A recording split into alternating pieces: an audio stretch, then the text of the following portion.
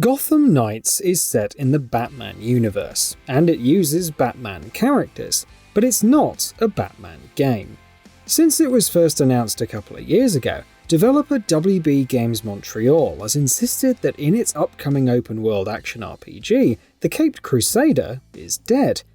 They promise, cross their hearts and hope to die, he is dead as a doornail, no two ways about it. Players play as the Bat family, i.e. Nightwing, Batgirl, Robin and the Red Hood, as they deal with the fallout of their mentor's absence, and the rise of crime and chaos in Gotham City in its wake. If you've been following the game so far in the lead up to its launch, even on a casual level, you don't need to be told that there's no shortage of skepticism over those claims. I'm proud of you, Dick. Are you feeling okay? This is the end. This is the last time we meet. Don't talk like that. Alright, this won't stop you. Nothing stops you. Keep Bloodhaven safe. Promise me. It's okay, Bruce. I get it. You just don't want me hanging around, stealing the limelight. Dick. I won't let you down. The Dark Knight has died more than a few times in stories across media throughout the years, often in famous fashion in Batman stories that have become iconic amongst fans, and almost every single time he's ended up coming back from the dead, or even turning out to have not been dead after all.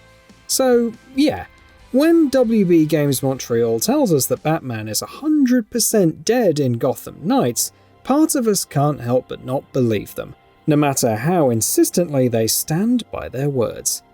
Then again, if Batman really is dead in the game, that should potentially have some very interesting implications on the story, because even though he may not be alive, there's no way that, either directly or indirectly, he's going to have a major presence in the story in more ways than one. So, in the event that Gotham's Dark Knight has truly died, what role could he play in Gotham Knights' narrative? The most obvious impact his death has is obviously central to the game's premise. With the Batman gone, criminals in Gotham City no longer live in fear of the vigilante, and have been emboldened by his absence. Crime and chaos is running rampant, which means both new and familiar threats are rising up once again. Iconic villains like Mr. Freeze, Harley Quinn, the Penguin and Clayface have been confirmed for the game, which means that we're going to get to see how they decide to take advantage of Batman's death in the game. And it's probably a safe bet that there will be plenty of other beloved villains from the property's gallery of rogues that will also show up. The central threat that's looming large over Gotham City, however, is going to be the Court of Owls, a shadowy organization that's been secretly controlling the entire city, and those in charge of it for literally centuries. Given the control and influence they've exerted over Gotham for so long, it goes without saying that Batman was someone they were keeping a close watch on. But does that also mean that their paths had already crossed? Was Batman's death, or supposed death at the very least, something that they were behind as part of a greater plan involving all of Gotham that they're now putting into motion? Meanwhile, the fact that Bruce Wayne is dead is bound to have an impact on the characters who are going to play the biggest roles in the story. Barbara Gordon, Tim Drake, Jason Todd and Dick Grayson all have their own histories with him. He's been a mentor and father figure to all of them in different ways, so it should be interesting to see how the four heroes deal with their personal loss, and how that affects their individual character arcs, assuming of course that the game's story dives into that stuff. It'd be a big bit of a missed opportunity if it didn't. Someone like Jason Todd, for instance, has had a complicated relationship with Bruce Wayne with plenty of ups and downs, so it'd be a waste not to dive into that for some compelling character-focused storytelling. Similarly, Barbara Gordon has lost not only Bruce in the recent past, but also her father Jim Gordon, who's also supposedly dead when Gotham Knights kicks off. And we'd sure love to see how she in particular is dealing with that double whammy. There's also Alfred, who obviously isn't playable, that'd be interesting though, but is probably the one who would have been more affected by Bruce's death than anyone else. Maybe the game could spend some time focusing on that as well. Speaking of Jim Gordon, what sort of an impact is his and Batman's absence having on the GCPD? Because, after all, it wasn't just criminals that the Batman took on, it was also those who would use their positions of power in corrupt ways. And more often than not, Gordon has been right by his side while he's done that. So, with their apparent deaths, is that corruption and decay going to seep back into Gotham's authorities and its cops?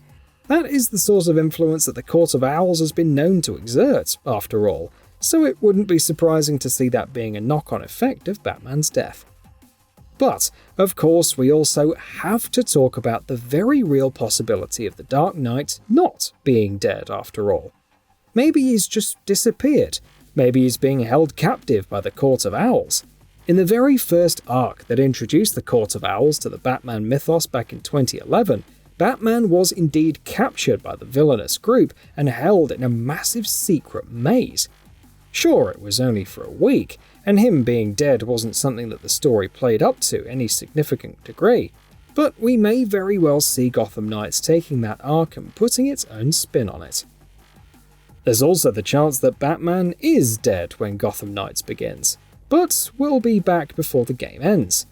The Lazarus Pit is the Batman universe's go-to when it wants to bring characters back from the dead. It's happened to Gotham Knights' very own Jason Todd as well, in fact, so there's a very real possibility that that's the method the game ends up resorting to bring Bruce Wayne back from the dead. It's worth noting that until now, there's been no confirmation that the League of Assassins will be involved in the game's story. But leaks as well as teasers from the developers themselves back before the game was officially unveiled strongly suggest that that will be the case. Either way, if Bruce Wayne isn't dead after all, or if he ends up coming back to life, it should be very interesting to see what role he plays in the game. How involved will he be in the story? How much screen time will he have? Will he take the driving seat at some point, or will the Bat family remain the stars of the show? And most importantly, will he be playable at any point in the game? Gotham Knights has quite a lot of expectations to live up to, based purely on the property it's based on. But with its central premise and the potential questions it raises, it shoulders even heavier expectations. Whether or not it buckles under the weight remains to be seen, but thankfully, with the game out on October the 21st for PC and current-gen consoles, we won't have to wait awfully long to find out. So what are your thoughts on this? Go ahead and share them in the comments below. And if you like this video, please subscribe to the channel and enable all notifications by clicking the bell icon to get new video updates. We upload every day and would really appreciate your support. Thanks for watching.